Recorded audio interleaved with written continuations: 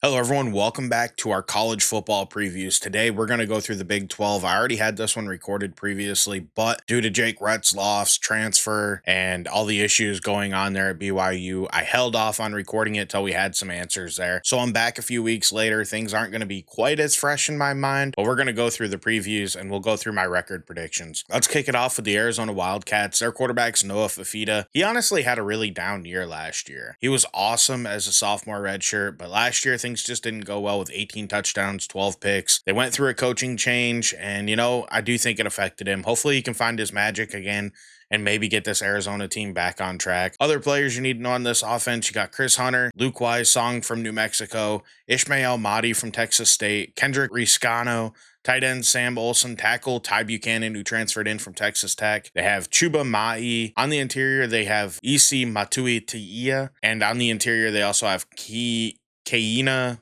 Dikembra, a transfer from Hawaii. I'm not going to lie to you, these names get me. I struggle with Samoan names. A few weeks ago, I had a little bit more of the pronunciations down, but I'm not going to lie. Like I said, I'm re-recording this and I can't remember them. We're going to go ahead and just go with my terrible pronunciations. Now, that's not every player on the team if you're new to these previews. This right here is just the players that are eligible for the 2026 NFL Draft.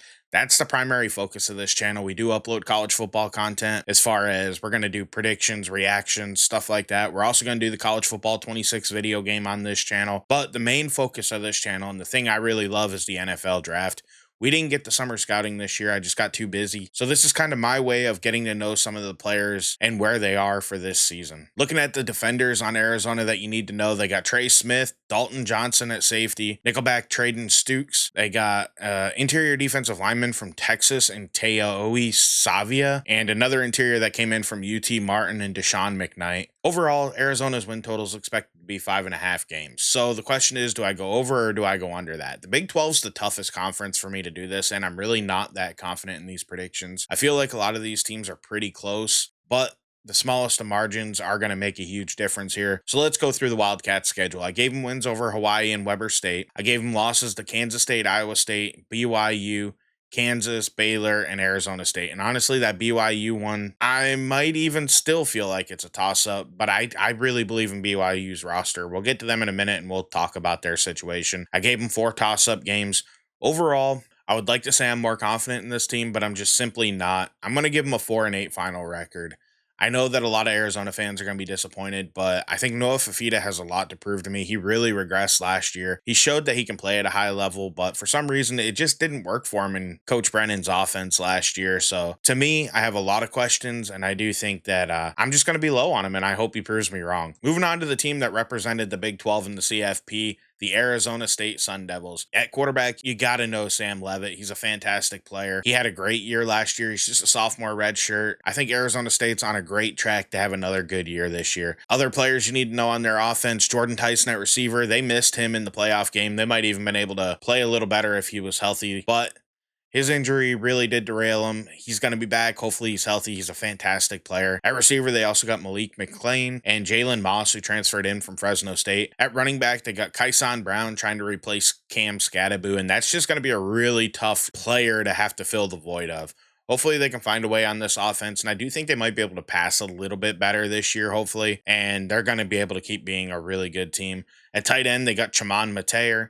And then they have a bunch of draft-eligible offensive linemen. They have Josh Adkins at tackle and Max Einecker at tackle. On the interior, they got Ben Coleman, Kyle Scott, and Jamento Obigo, who's a transfer from Texas State. Looking at their defense, they have another pretty good batch of guys who are draft eligible here. They have Xavier Alfred at safety. On the edge, they got Clayton Smith at linebacker. They got Jordan Crook. On the interior, they got Jacob Rich, Kika. I don't know exactly how you say his name, but something like that. On the edge, they also got Prince Dorba. At linebacker, they got Keyshawn Elliott. Safety, they got Miles Rouser. And then in the nickelback, they got a transfer from Purdue in Keinrich Breedlove, who I think could be a really good player for him. Overall, this team is expected to be one of the better teams in the Big 12, but the over-unders in this conference are really low, and I do understand why. Like I said, it's kind of a jumbled mess. They're going to say they have an 8.5 over-under, and right now I'm giving them wins over Northern Arizona, Mississippi State, Texas State, Houston, West Virginia, Colorado, and Arizona. There's some toss-up games in here against Baylor, TCU, Utah, Texas Tech, and Iowa State. Overall, I'm just going to choose to believe in Arizona State, and we're going to hit the over on them and give them a 9-3 final record. I do think they're going to be one of the better teams in this conference, and honestly, I trust Sam Levin and I trust Jordan Tyson. If they stay healthy, I think this could even be a 10-win team. I just feel like maybe it's a little bit aggressive for me to go there, just because the Big 12 is kind of such a jumbled mess. Moving on here to the Baylor Bears. They got quarterback Sawyer Robertson, who's kind of a dark horse guy for the NFL draft if you want to get to know some of the players that you should know. He's kind of a little bit like Josh Allen in a lot of ways. I wouldn't say he's a clone by any means, but I think he has the potential to be that type of player. Maybe not as dynamic as a runner, but he has a pretty big arm, and I think he has plenty of athleticism. He's 6'4", 220 pounds. He had a good year last year, threw for over 3,000 yards, had 28 touchdowns, 8 interceptions. Across their offense, they also have Ashton Hawkins at receiver, Josh Cameron at receiver, and Kobe Prentice, a transfer from Alabama, at receiver. At running back, they got Bryson Washington and Dawson Pendergrass. Both are really good players that you need to know. Bryson Washington, I think, could really be a star at running back for them. We'll have to see if they're willing to lean on him, though. At tight end, they got Michael Trigg. Tackle, they got Sidney Fugger. And on the interior, they have Ryan Langle and Omar Egbidion. I don't know how to say that name once again. Like I said, I didn't get the pronunciations right for this video, so I do apologize for anybody whose name I may be butchering here. I misplaced my paper with all the pronunciations that I had in my move. As you can see, I have a different background. It's currently a pink curtain behind me, but we'll get that window opened up or a nice black curtain or something on there. I had to move once again. Like I said, I'm trying to find a home for my desk here in the house. So right now we're in my daughter's room because she doesn't use it. She sleeps on a bed in our room, and it'll probably be that way for the foreseeable future. So we're going to use her room for the office, which is what it was prior to her being born. So we kind of realized that after a year of not using it really and her being in our room in some capacity sleeping, it's probably just better to move my desk back in here for now as we try to figure that out. Either way, let's get back to the video. Taking a look at their defense, they have Devin Bobby at safety. They have Jackie Marshall on the edge. They have Tevin Williams at corner. They also have Cooper Lanza on the interior of the defensive line. At linebacker, they got Tavian Barnes, a transfer from FIU.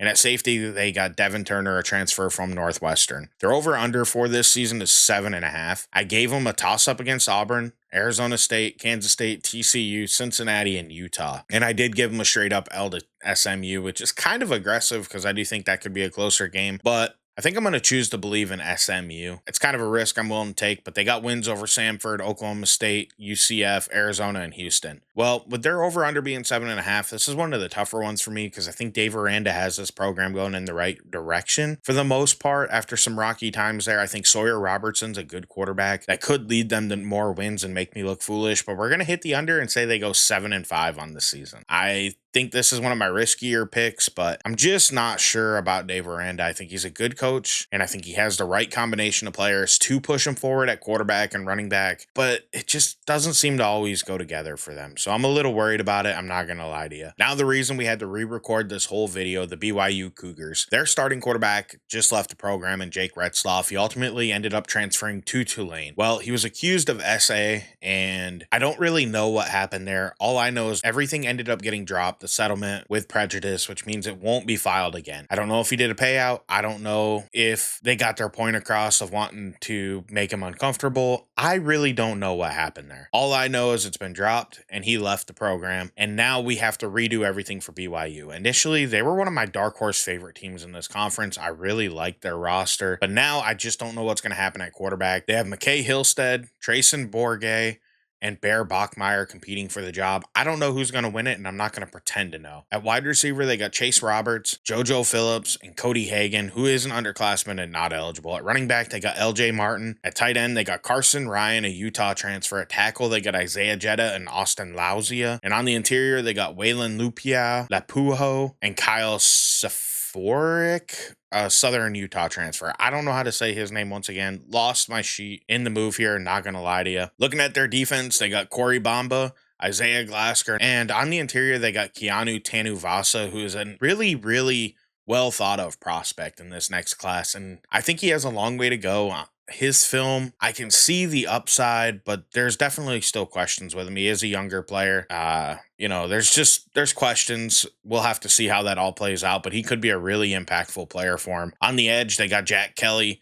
They have on the interior, John Tawi Mopea. And they also have Logan Lutui on the edge and Will Tanner at safety. Overall, I really liked BYU. I liked Retzloff. I liked their combination. I love their head coach, Kalani Sataki. I think he's a great coach. Their over-under was 7.5 when I made this, and it might have changed now. I decided not to change it because I wrote the over-unders and I did these write-ups for every conference at the same time. So we still have the ACC to do, and it's all about doing the visuals, but I've already gathered my information. So all of these are as of the last week of May, I think is when I did it, or the first week of June. So I decided not to change my over under. It's still 7.5. We're going to hit the under and say they go 7-5. I really don't know how much that's going to change. This schedule here, I think they will beat Portland State. I think they will beat Stanford. I think they will beat ECU. West Virginia and Arizona are just two teams I don't think are going to be very good. So I think even with a real sloppy quarterback situation, they will be able to beat them. And I just don't know what's going to happen ultimately with this team. This is a shot in the dark. Me saying their roster's still good enough. I think 7.5 over under. I had them initially winning 9 games, and I almost gave them 10 because I'm a real big fan of what they had going, and I thought they were going to be able to build upon it. Things have changed, and I just don't know how to feel about them. So let's move on to the Cincinnati Bearcats. At quarterback, they got Brandon Sorsby. He had a pretty good year. He's a junior. He has another year of eligibility after this. At receiver, they have Cyrus Allen, a Texas A&M transfer, Jeff Caldwell, Lindenwood transfer, and Caleb Goody, a Colorado State transfer. At running back, they got Tawny Walker, a Wisconsin transfer, and they also have Evan Pryor, who is pretty well known, at least I remember him from recruiting days. And at tight end, they got Joe Royer. And then on the interior of the offensive line, they have DeAndre Buford and Gavin Gerhardt, who are players that you should know on the offense. Looking at their defense, they got Dante Corleone, who's somebody we've been waiting to see take a step forward on the interior. I think he could be a really high-end prospect if he ever reaches his potential. At linebacker, they got Jack Dingle, who I actually do like quite a bit. I have not finished his tape to give him a grade yet, but I do like him. And then at corner, they got Matthew McDoom, who's a Coastal Carolina transfer. At safety, they got Xavier Williams from Mid-Tennessee State. On the edge, they got Jack Galday, Rob Jackson, and CJ McCray from Virginia Tech. This team here is somebody that I'm really not sure how to feel about, if I'm just being honest with you. They're over under 6.5. And I'll admit I'm not the biggest fan of Scott Satterfield, their head coach. I think he is a good coach. I'm just not sure if he is really helping them take a step forward. I don't really understand the move that he made from Louisville to go there, but I'm going to trust in the fact that I do think he's a pretty good coach. And we're going to go over on them and give them a 7-5 final record. I only have 3 guaranteed wins on here, which is Bowling Green, Northwestern State, and Oklahoma State. There's a bunch of toss-ups. And ultimately, what made me go 7-5 is if they went 4-4 in their toss-ups, there we go. They finished 7-5. So that's what we went with, and I'm going to have them hit the over, even though I don't fully know how to feel about this team. Moving on here to Colorado. They have a bit of a quarterback situation. I do expect it to be Caden Salter starting over Julian Lewis this year. So I'm going to put Salter on here, and he's a Liberty transfer who has been a good quarterback for him. I don't think he's much of a passer. We'll have to see how that affects the Colorado offense. At wide receiver, they got a Marion Miller, Draylon Miller, and then Sincere Brown, a Campbell transfer. At running back, they still have Dallin Hayden. At tight end, they got Savell Smalls. At tackle, they got Jordan Seaton, who's a player you have to know, even though he's not draft eligible. He was a 5-star, fantastic recruit. I think he's going to be a high-level NFL prospect when his time comes. They also have Mana Tayami from Ole Miss at tackle. On the interior, they got Xavier Hill from Memphis, Zylan Chrysler from Illinois, and Zarian McGill from La Tech. It's really hard to know how they're going to gel. I'm not going to lie to you. They have a lot of turnover this year without Travis Hunter, without Shiloh Sanders, without Shador Sanders. I mean, those were just guys that you could count on. They also lost more in their receiving core. I don't know why I'm drawing blanks on their name right now. They had a good player taken to the Panthers. They had some good receivers they lost. And Jimmy Horn, that's who I'm thinking of. He's another really good player they lost. They just have a lot of turnover, so I don't really know what to expect with them. Taking a look at their defense, they got DJ McKinney at corner. They got Preston Hodge at nickelback. They got Samuel Okunlola on the edge. On the interior, they got Tawfiq Thomas, Amari McNeil, and Jaheim Otis, a transfer from Alabama who could be a big impactful player for him. They also have Arden Walker on the edge. At linebacker, they got Reginald Hughes, who transferred in from Jacksonville State. And then Martavis French from UTSA, also at linebacker. They're over under 6.5. And I really believe in Coach Prime. I am a big fan of his, and I want to be aggressive, but I'm trying to be a realist when I do this. I really struggled with my Florida Gators, and I did that under a little bit of like being a fan. So ultimately, I'm going to trust my gut in thinking this team lost a lot of talent and they're going to take a step back. I'm going to have them go 6-6 this year. I don't think they're going to be dreadful. I think it's just a learning year for the rest of the team. And I think they'll, underneath Julian Lewis, they'll be able to improve. And I wouldn't be shocked to see him starting at some point this year. I really like Colorado. I think their direction's good. I'm just not sure about them. Looking here at Houston, the next team in the Big 12, they got Connor Wegman at quarterback, the Texas A&M transfer. Everybody's been high on this guy. He's just never really lived up to his ceiling. He kind of sucked last year. I'm not going to lie to you. Don't know what to make of it. And this isn't me being a hater. I hope he works out. I definitely thought he was an NFL prospect, but now, I mean, I don't know. He's got a lot of growing to do before we can get there with him. At receiver, they got Stephon Johnson, Harvey Boussard the third from Louisiana, Amari Thomas from UAB. At running back, they got Dean Connors from Rice, Rasheem Stanford the second. At tight end, they got Luke McGarry from Tulsa. They also had Jaden York already on roster. At tackle, they had David Ndukwe and Dalton Merriman for a Texas Tech transfer. Across the interior, Jason Brooks Jr. at Oklahoma State, Matthew Wyckoff from Cal, and Mackenzie Angelo from New Mexico. There's a lot of turnover here. I do think that overall this is a roster that right now is in a bit of flux, and I do think it's going to take some time to rebuild. I think they have the right guy for the job, though, and their head coach, Willie Fritz. I think it's just going to take a little bit more time for them. Looking at their defense, they got Jeremiah Wilson. They got Brandon Mack the second from the edge. They also have Carlos Allen Jr. on the edge. They got Joshua Donald from Appalachian State to play on the interior. At linebacker, they got Jalen Garner. At safety, they got Mark Stampley II from Georgia Southern. And then in nickel, they got Keontae Scott, an Auburn transfer. They also lost some players in the portal in the spring that I think would have been real impactful for them. They had a corner that transferred to LSU. I can't remember his name off the top of my head, but I think he could be an impactful player for LSU, and they're definitely going to miss having him. They're over under 5.5. And because I like Willie Fritz, I'm going to give him a 6-6 final record. This conference is jumbled, and I really don't know how to feel about him. I'm going to go over. I gave him wins just 2 guaranteed. That's kind of how I feel about this conference. You're going to see there's a lot of unsure, and there's going to be losses in there with this team because I just don't think they're going to compete with the top of the conference ultimately. But I do think it's a pretty fair assessment of how they're going to go. And I'm not going to sit here and pretend I know everything. People get mad and are like, oh, there's no way you know enough to make an opinion. You're right. I don't know everything. I'm not going to sit here and say I do. I'm just going to say I've watched film of every Power Four conference team, and I just look at the talent that was on team, and then I go, okay, where did some of these guys come from? Have I heard of them? Have I watched them? How do I think it's going to go for them? And I also listen to other people that are way more plugged in than me, and I try to look up and see what I can find out about these guys.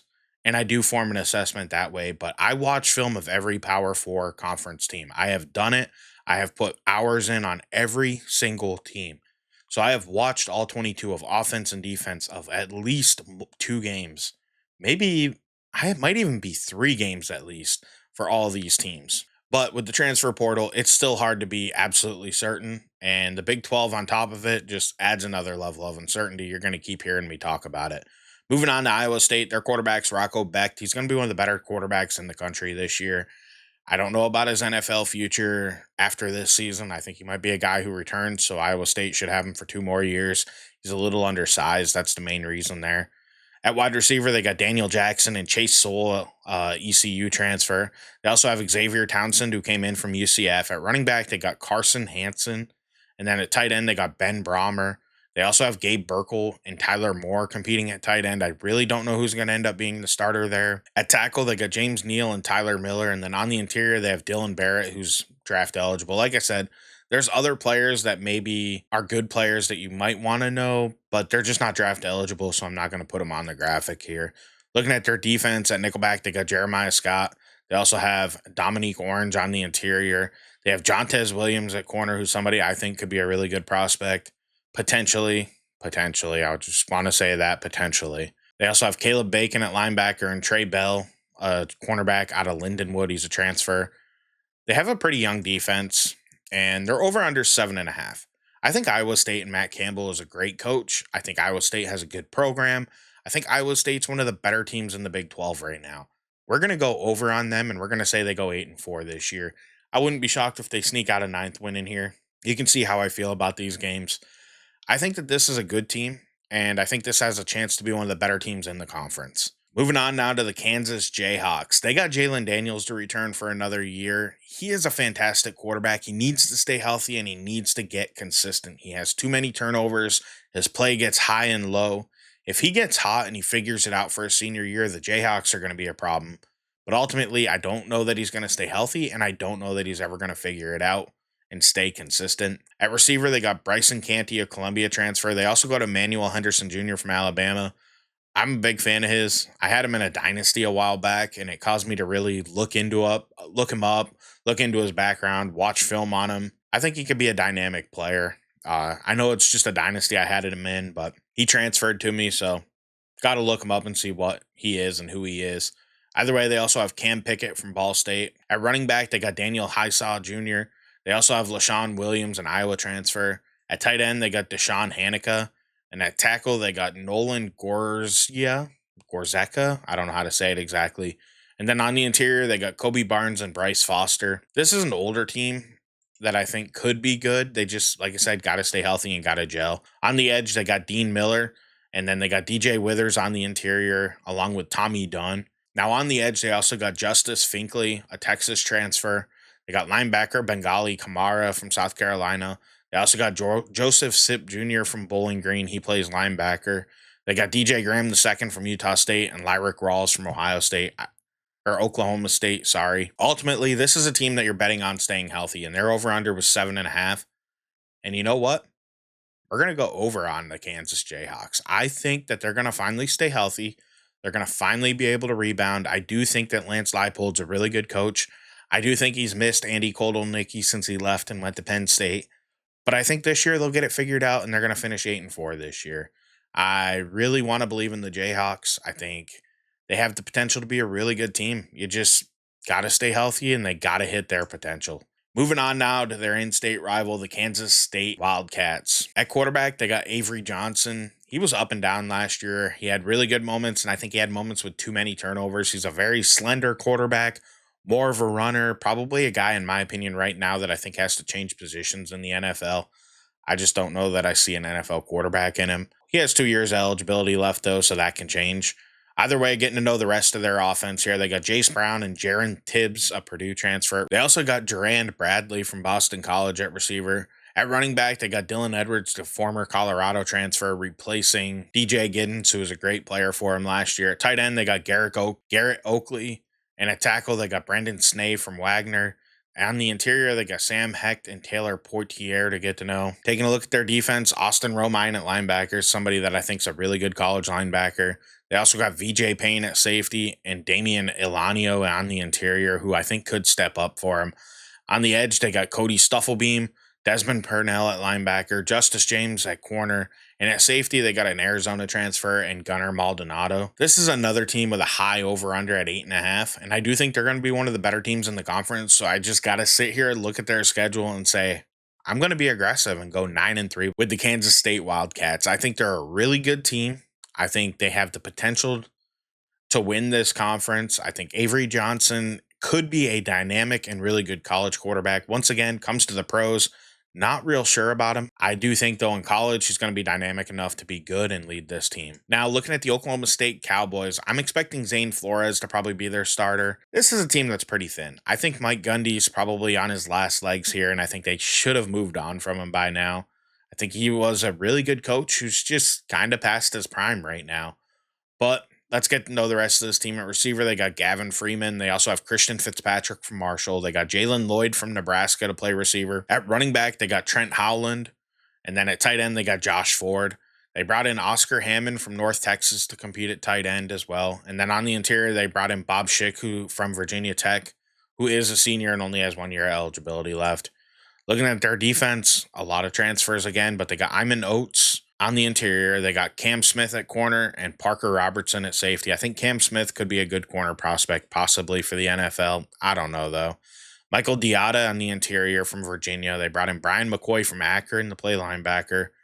At corner, they brought in Jalen Davies from UCLA. And then at safety, they brought in Mordecai McDaniel from Charlotte. This team isn't expected to be very good. and I think their quarterback play is going to be really, really bad. And I just don't think the rest of their team is going to be good enough to make up for it like BYU. They have an over-under of 5.5.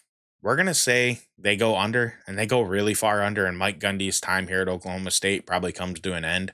I'm going to say 3-9 is their final record. I'm not a believer, I guess, in Oklahoma State, and it's not me being a hater. I just think it's time for a change at the program. I think they have the potential in this Big 12 to be better than they are. I just think all good things come to an end, and maybe it's time to make that transition for them. Moving on to the TCU Horned Frogs, they got Josh Hoover at quarterback, who I think could be one of the better quarterbacks in this conference. He still has 2 years of eligibility, but he's somebody that I think with a really big year could potentially enter the NFL draft. I don't know that he's a high-end prospect, though, so he'll probably be back next year. At receiver, they got Eric McAllister and Jordan Dwyer from Idaho. They brought in Joseph Manjack from Houston. They brought Trent Battle at running back. At tight end, they got DJ Rogers. And then they got 3 upperclassmen on the interior in Cade Bennett, Carson Bruno, and Colton Deary. Taking a look at their defense, they got Devin Deal on the edge. They got Nnamdi Obizer at linebacker. And then at safety, they got Bud Clark. At linebacker, they got Caleb Alarms Orr. And then at corner, they got Channing Canada. Nickelback, they got Austin Jordan. And then they also got Elijah Jackson, a Washington transfer at corners on this roster.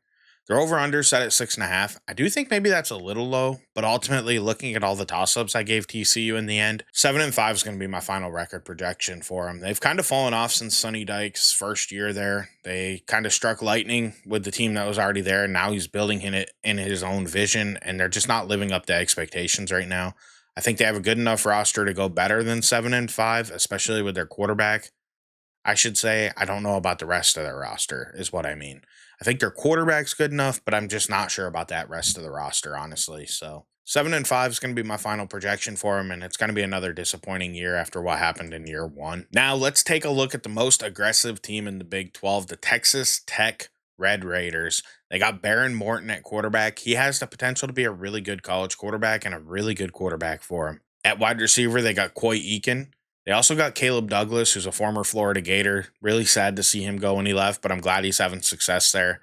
At wide receiver, they got Reggie Virgil from Miami of Ohio. At running back, they brought in Quentin Joyner from USC.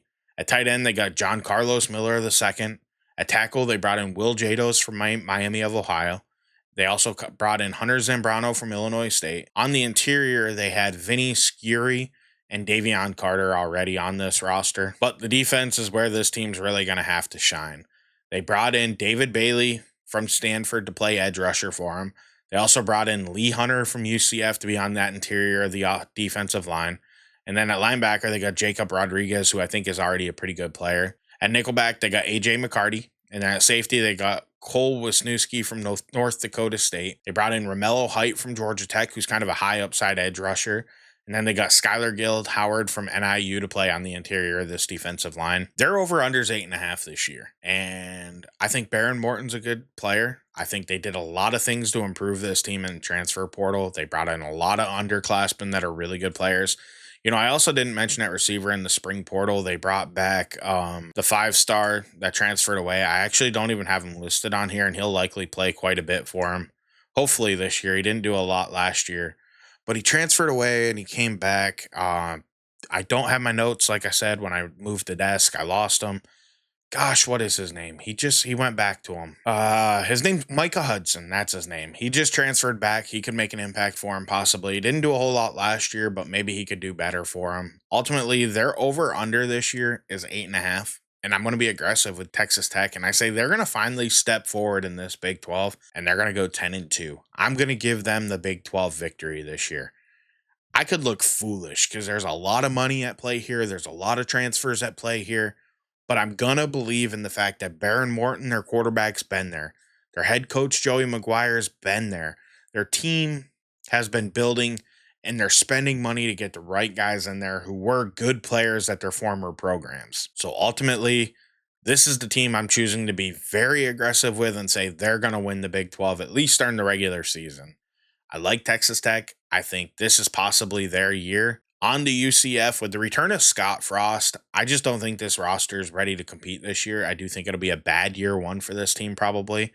At quarterback, we don't know who their starter is going to be. They got Cam Fancher from FAU. They still have Ja'Curry Brown, who was there last year. They have Taven Jackson, who came in from Indiana. He was formerly of Tennessee, I think, before that. At wide receiver, they got Chris Demercant, sorry, from Chattanooga.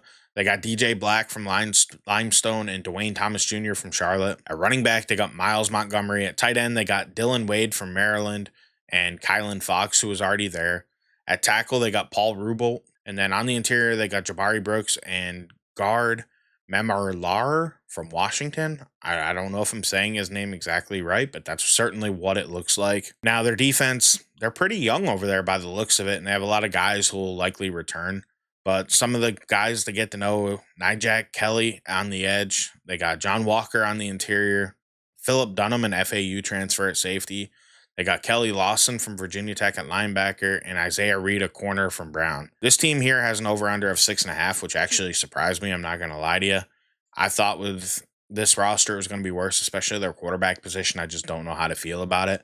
I'm going to go under on them and go 5-7. I think Scott Frost is probably going to struggle year one. I almost went 4-8. I'm not going to lie to you. And you know what? He struggled in year one his first time there. And then he rebuilt him and got him going. I have a lot of faith that this could work out okay for UCF. I just think this probably isn't their season, if we're being honest with you. Moving on to the Utah Utes, their likely starting quarterback is going to be Devin Dampierre, the New Mexico transfer.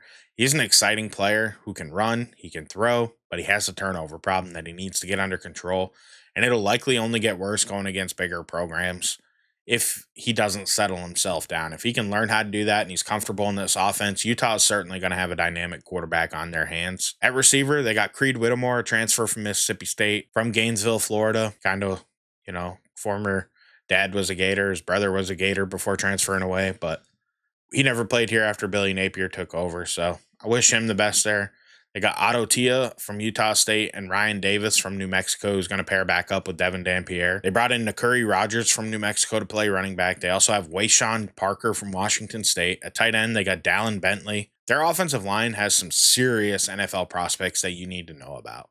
This is kind of why I think Utah could be a surprisingly good team. They have Caleb Lamu at tackle and Spencer Fanu. Both of those guys could easily be first-round picks, and based off my scouting, I could see these guys both being top 20 picks in the NFL draft, possibly, if things go right this year. They have a really strong offensive line. They have upperclassmen on the interior that I think could make an impact for them as well. So Utah has the foundation of possibly being a good team. And that's why I think Devin Dampierre could possibly get his turnover problems under control. But then you flip it over to their defense, and I think they're really young and really inexperienced over there. They do have a good linebacker in Lander Barton. His brother Cody, I think it's his brother, plays in the NFL. Once again, lost the notes, but it's Cody Barton. Pretty sure it's brother and not cousin or something. And then a linebacker, they got Lavani Damuni. At safety, they got Rabbit Evans from Blinn. Now, their over-under for this year is 7-5. I think Utah has the chance to be a really good team because of their offensive line. Their defense is young. You just don't know what to expect there. Kyle Whittingham's a good coach. I don't know why I'm drawing a blank on their defensive coordinator who's going to take over when he retires. But he's also a good coach. There's some questions with character with him, but he's a good coach. He had to take a pay cut not to lose his job after an incident earlier in his career there. But I think Utah has a chance to really be a good team this year. They're going to go 8-4 in my opinion. I'm going to be aggressive with them. I think with the offensive line and Devin Dampierre being an exciting quarterback, they really have a chance to be a good offense, score some points, and win some games. I'm going to be aggressive, and I'm also kind of in a way a Utah fan. I'm not going to lie to you. We've traveled out to Salt Lake a ton. It's kind of where we go on the West Coast before we go and travel to where we go. It's where we fly into and then kind of disperse from. So I like Salt Lake City. I've been to their stadium, Rice Eccles, and, I love Salt Lake. I think it's a nice, kind of quiet city to hang out in. It's got a beautiful landscape. I love Salt Lake. Maybe I'm a little biased for that reason, but I think they could be a really good team this year. Moving on to our final team here in the Big 12. My more in-depth notes that I had are missing, so we're kind of doing this all off of memory and off of little notes that I have on the side here that I put in that I can see. Sorry if this hasn't been as in-depth as you would like. I promise my other ones were better and will be better in the future as we try to get this done. ACC also might not be super in-depth. I'm still trying to find the notes, and their notes were included in that as well.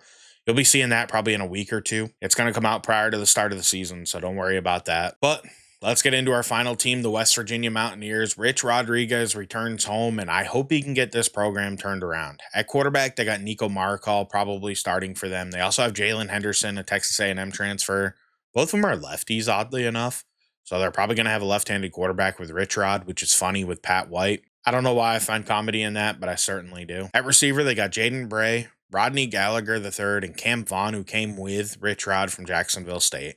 At running back, they got Jaheim White. They did lose CJ Donaldson, who is somebody that I think will be really good for Ohio State. So that's certainly a loss for him. At tight end, they got Jacob Barrick from Jacksonville State, who joined Rich Rod. They also had Greg Genross, who was already there. At tackle, they brought in Tykees Crawford from Arkansas. On the interior, they brought in Walter Youngbear from Tulsa and Kimo McCainoli from LSU. Once again, not 100% sure I got that name right. Probably don't. Now looking at their defense, once again, a lot of transfers in here. Rich Rod trying to build this team in year one, piece it together as best he can. At edge, they got Jamori Robinson from UTSA. They got nickelback Fred Perry, who came with him from Jacksonville State. They got Reed Carrico at linebacker, who was already there. They brought Michael Coates Jr. in from Nevada to play corner. They brought in Hammond Russell IV, was already there, along with Edward Vestierinen on the interior. Both of those guys were already there. At linebacker, they got Chase Wilson from Colorado State. At safety, they got Justin Harrington from Washington. At corner, they had Derek Carter Jr. from Jacksonville State come along with Fred Perry to join up with Rich Rod. And then at safety, they got Cora Tarnu, who was already there as well. This team doesn't really have a ton of hype coming into the season, and I do think that more likely than not, they're going to struggle. Their over-under is 5.5. We're going to hit the under on them and go 4-4. I think that West Virginia has the chance to be a good team in the future. I just don't think the future is now. West Virginia fans have some patience. It's going to take time to rebuild this program. I don't think Neil Brown was really the best coach for you guys, honestly. And I think with a little bit of time, Rich Rod probably can at least make it fun to watch West Virginia once again. But that's it for our Big 12 preview. I want to thank you guys for watching. Don't mind the pink background back there. Hey, it is what it is.